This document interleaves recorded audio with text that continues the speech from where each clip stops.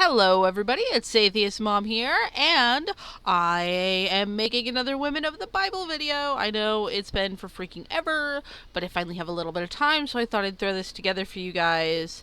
And this one's a real doozy. This one is the next one on the list from Belief.net of life lessons from Women of the Bible. And it's on Bathsheba. And if any of you have read the stories, there's tons of it, so I don't have time to, read all the passages about it.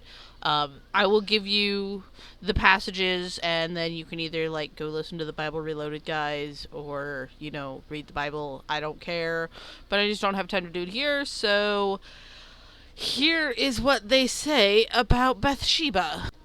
Bathsheba, from lust object to queen mother. 2 Samuel 11, verse 2, chapter 3, chapter 12, verse 2, 1 Kings, chapter 11, verse 31, chapter 2, verse 13 through 19, and 1 Chronicles, chapter 3, verse 5. Like I said, if you want to go watch those, go do it on Bible Reloaded. Those guys are awesome. They do it much better than me. So, beautiful Bathsheba, wife of Uriah, bathed on her rooftop while the king of Israel watched in secret. The country was at war, and David should have been with his men, but the king had grown more self-indulgent in his mature years, and he had no qualms about sending for another man's wife simply because he lusted for her. And Bathsheba did not hesitate to go to him. Remember that.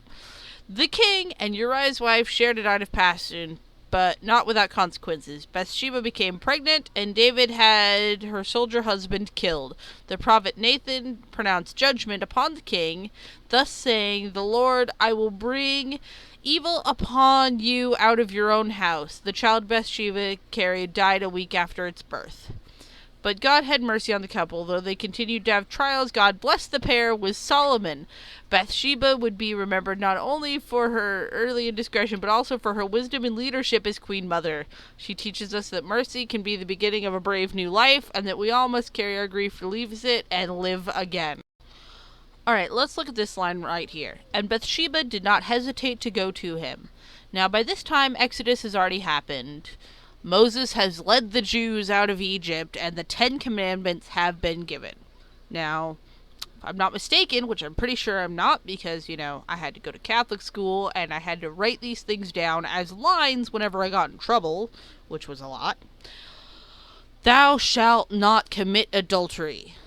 And supposedly, this is with your body or your mind, so they say. Now, of course, David is at fault here. But also in this, it says, and Bathsheba did not hesitate to go to him. Now, I'm not sure if that was because he was king, or because she was just an unfaithful woman, but here we are, the Christians on BeliefNet.com are glorifying a woman who broke one of the 10 Commandments. Now, does this sound like something that Christians should be saying is good? I mean, I personally have a problem with it just because, it's glorifying infidelity, which I am very much for fidelity. I'm married, and I would be very upset if my husband was unfaithful to me. But I like to think of this more as the Christians and their beliefs are glorifying this woman who broke one of the sacred covenants. Another point I would like to bring up is that she and the king were the ones who committed the sin. They are the ones that were unfaithful and committed adultery in the Christians' eyes. But the baby is the one who was killed a week after its birth.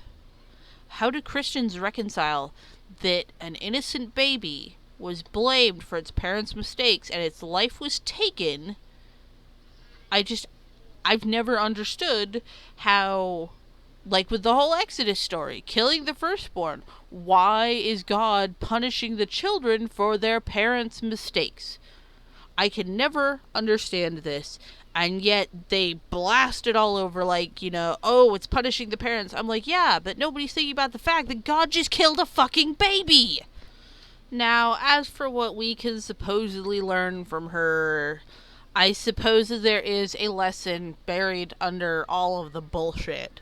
about, don't let your mistakes ruin your life. Don't hold on to them, move forward and try and make things better. That is a legitimate thing that people should know is, don't let your past mistakes rule your life. But the fact that it's wrapped up in so much bullshit just gets to me. And there are much, much better examples of who we can learn from for this particular message. There's not much more to say about this one. Like I said, if you want to go read the passages, go ahead and read them. It's, I guess, an interesting read, just like most of the Bible.